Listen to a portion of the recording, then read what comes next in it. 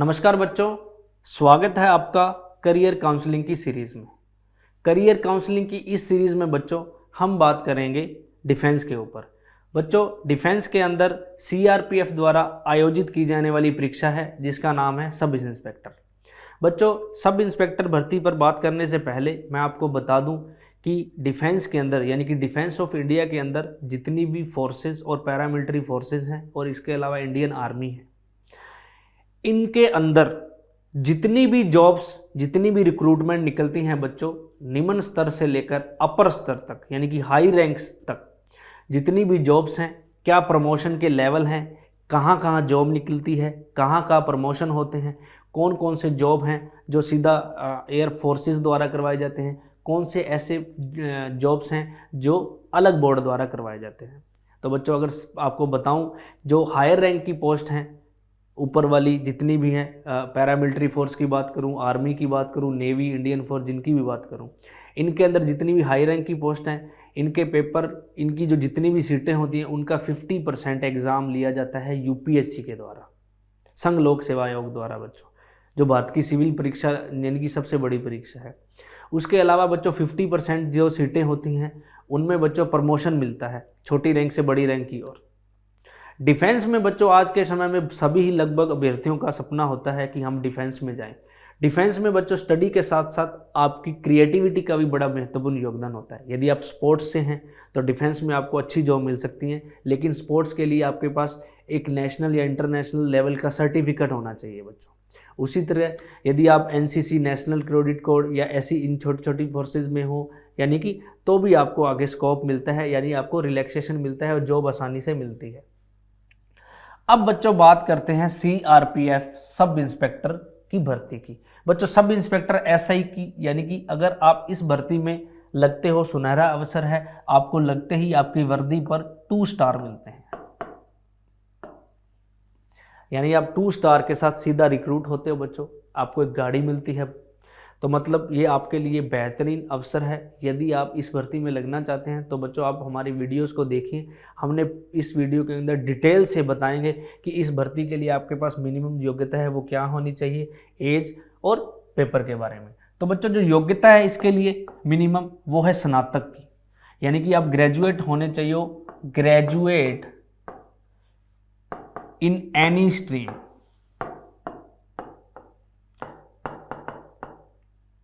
किसी भी स्ट्रीम से ग्रेजुएट हो, यानी कि आप कला वर्ग से हो, साइंस वर्ग से हो, एग्रीकल्चर से हो, कॉमर्स से हो, सभी आप इसके लिए एलिजिबल हो। आयु बच्चों मिनिमम आयु है 20 वर्ष और मैक्सिमम आयु है 25 वर्ष। यह है जनरल कैटेगरी के लिए, अनारक्षित वर्ग के लिए। और यदि आप किसी रिजर्व कैटेगरी से हो तो आपको रिलैक्सेशन मिलता है एज में 5 या 10 साल का। भर्ती प्रक्रिया की अगर बात करें तो इसके अंदर शारीरिक मानक परीक्षण होता है, आपकी बॉडी की हाइट, वेट संबंधी चेक किए जाते हैं। दक्षता परीक्षण के अंदर क्रियात्मक गतिविधियां करवाई जाती हैं, जैसे दौड़ होगी, हाई जंप हो गया, लॉन्ग जंप हो गया। लिखित परीक्षा होती है बच्चों, और लास्ट में मेडिकल टेस्ट होता है। ये अंतिम चरण यानी कि 4 चरणों को यदि आप 4 चरणों में सफलता हासिल कर लेते हो तो आप अंतिम रूप से सब इंस्पेक्टर की पोस्ट पर बैठ सकते हो। अब बच्चों डिटेल में बात करते हैं इनके प्रोसेस की, चलिए देखते हैं। तो सबसे पहले बात करेंगे इनके फिजिकल की, शारीरिक मानक परीक्षण और शारीरिक दक्षता परीक्षण। तो बच्चों मानक परीक्षण यानी कि बात करें तो मेल कैंडिडेट के लिए हाइट होनी चाहिए 170 सेंटीमीटर और फीमेल कैटेगरी के लिए हाइट होनी चाहिए 157 सेंटीमीटर।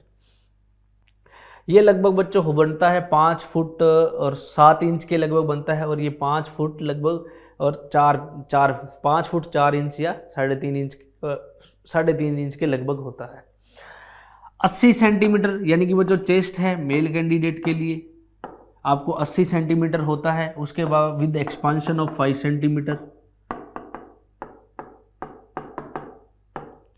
5 सेंटीमीटर के एक्सपांशन के साथ आपको चेस्ट को यानी कि 5 सेंटीमीटर के आप में फुलाने की क्षमता होनी चाहिए। वो आप बच्चों प्रैक्टिस से सीख सकते हैं।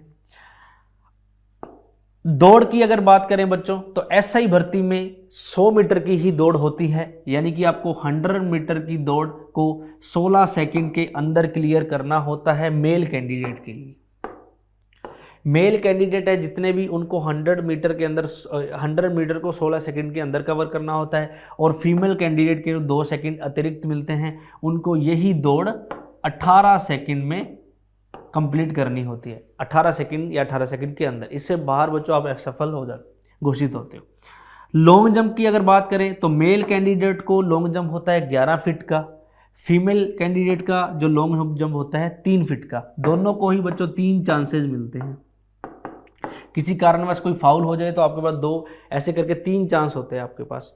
हाई जंप की अगर बात करें तो 3.5 फीट का होता है मेल का, और 3 फीट का जो हाई जंप होता है वो होता है फीमेल कैटेगरी का। ये बच्चों है इनकी शर्तें, यानी कि फीमेल कैटेगरी के लिए आपको कितना चाहिए सर, सीआरपीएफ के अंदर सब इंस्पेक्टर में 3 फीट और हाई जंप, और फीमेल कैटेगरी के 3.5 फीट। ये तो था बच्चों इनका फिजिकल टेस्ट। यदि आप इन सारे ही चरणों को पूरा कर लेते हो तो आपका फिजिकल क्लियर माना जाता है। आपको उसके बाद कॉल होती है बच्चों लिखित परीक्षा के लिए। तो बच्चों ये स्नातक स्तर का पेपर होता है। इसके लिखित परीक्षा में पेपर 2 होते हैं। एक तो होता है पेपर फर्स्ट, एक होता है पेपर सेकंड। पेपर जो फर्स्ट होता है बच्चों वो होता है आपका India GK, maths and reasoning, general science, current affair और हिंदी एंड इंग्लिश का। इसके पेपर सेकंड के अंदर आपको एक एस्से लिखना होता है और एक लेटर लिखना होता है। किसी भी कंटेंट पर कंटेंट आपको प्रोवाइड करवा दिया जाता है, और एक एस्से के लिए यानी कि एक निबंध पर भी आपको एक निबंध लिखना होता है, उसके लिए भी आपको एक कंटेंट प्रोवाइड करवा दिया जाता है। अब बच्चों बात करते हैं इंडिया जीके की। इंडिया जीके के अंदर आपके पास इंडिया जीके का जो आपके पास सिलेबस होता है उसमें इंडियन जियोग्राफी, भारत की भौगोलिक स्थिति विस्तार, नदियां, झीलें, बांध परियोजना, सिंचाई परियोजनाएं, जलवायु, वनस्पति से संबंधित प्रश्न पूछे जाते हैं। इंडियन हिस्ट्री में modern history, medieval history, ancient history से संबंधित प्रश्न पूछे जाते हैं। और अगर बात करें इंडियन कल्चर की तो इंडियन के जितने भी जो इंडियन के मेले, भारत के मेले त्यौहार हैं, मंदिर दुर्ग हैं, जितनी भी स्थापत्य कला है उनसे संबंधित प्रश्न पूछे जाते हैं। जनरल साइंस के अंदर बच्चों फिजिक्स, केमिस्ट्री और बायोलॉजी के 10th लेवल तक फिजिक्स, केमिस्ट्री और बायोलॉजी के प्रश्न पूछे जाते हैं। बायोलॉजी का जो वेटेज ज़्यादा रहता है। मैथ्स और रीजनिंग बच्चों इसमें 10वीं लेवल तक की ही होती है। इसके अंदर बात करें मैथ्स अरिथमेटिक पोर्शन ज़्यादा रहता है, और रीजनिंग के अंदर वर्बल और नॉन वर्बल के जितने भी टॉपिक्स आते हैं। करंट अफेयर पूछा जाता है बोलो लगभग साल तक का। हिंदी नॉर्मल 10th लेवल तक हिंदी ग्रामर और इंग्लिश ग्रामर के प्रश्न आते हैं बच्चों। ग्रामेटिकल पोर्शन होता है।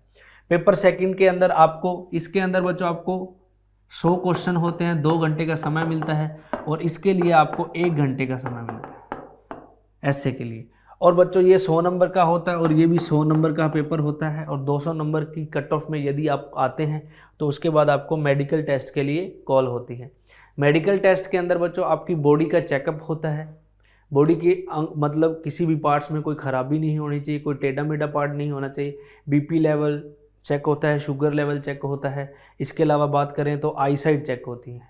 आई साइट की जो मिनिमम रिक्वायरमेंट होती है वो 6/6 और 6/9 होती है बच्चों, विदाउट ग्लासेस के।